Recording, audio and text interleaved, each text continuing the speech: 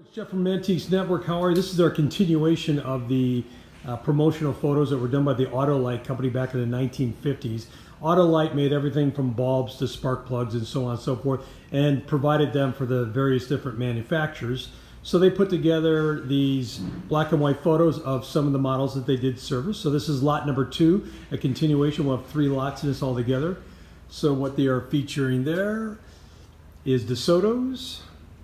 Come down here, they get the Plymouths, the Packards, and the Hudsons. So if you're into vintage advertising, automotive in general, this might be for you. Mantiques.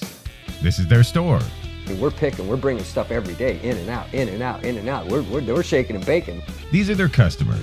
Give me the rundown on the GMC. This lived in a bar in Ghent in Belgium. Follow Jim and Jeff from 9 to 5 or after hours as they buy, sell, and restore the coolest stuff for the coolest collectors worldwide.